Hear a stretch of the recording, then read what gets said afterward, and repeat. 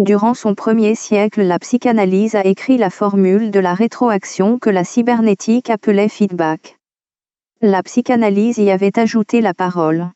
Mais il manquait à l'une comme à l'autre la génétique qui ne fut suffisamment découverte qu'après coup. Cet entretemps permit d'abord une révision, puis une action. Les 4 interventions du Dr Anton Toll, sur l'historique du complexe d'Œdipe, sur l'objectivité du rapport sexuel, sur le matérialisme de la nomination et sur le politique de la mémoire, ont dicté la mesure technique de la préservation du génome individuel des êtres humains. CUCMPP ouvre immédiatement à 2 extensions, l'écologie, parce que la psychanalyse s'avère détenir les clés de la dépollution, et deuxièmement la sociologie, en quoi ils répondent à la prescription finale de Freud d'une psychologie collective. C'est donc a priori l'écologie qui semble tomber comme un cheveu dans la soupe des psychanalystes d'ère ancienne qui n'en parlèrent jamais.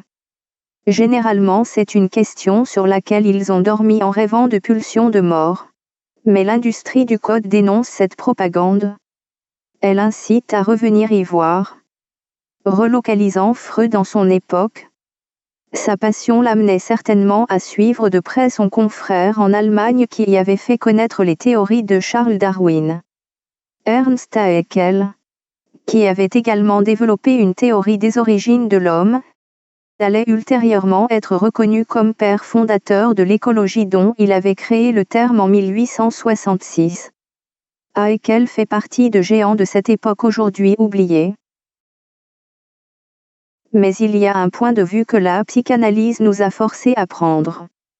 C'est un espace que Freud a découvert, strictement figurable comme l'espace cosmique dit copernicien. Or la notion d'espace n'a pas été prise par l'écologie qui lui préféra celle de milieu. De ce point de vue, il est inévitable d'envisager que la psychanalyse fut l'intuition d'une écologie complète. Et que sa découverte de l'inconscient fut applicable à l'environnement.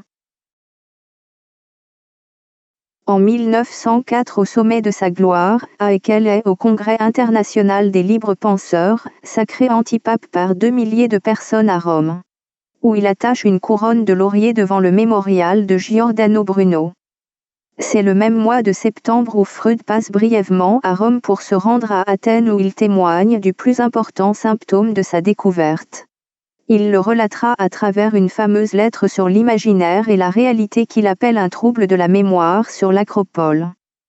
En même temps 10 fois par page dans ses écrits. Je n'exagère presque pas. Haeckel ne parle que de l'âme à un point qui l'aura mené jusqu'à écrire en 1902 une embryologie de l'âme. Et c'est en 1904 que pour la première fois Freud parle publiquement de psychanalyse après avoir longtemps hésité à l'appeler science de l'âme ou cure de mémoire.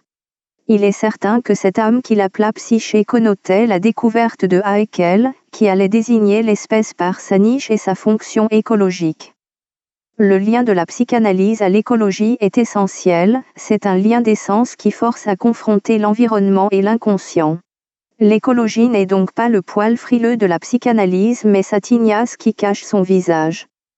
Cette face cachée d'une psychanalyse ignorée se couronne à sa 2e extension.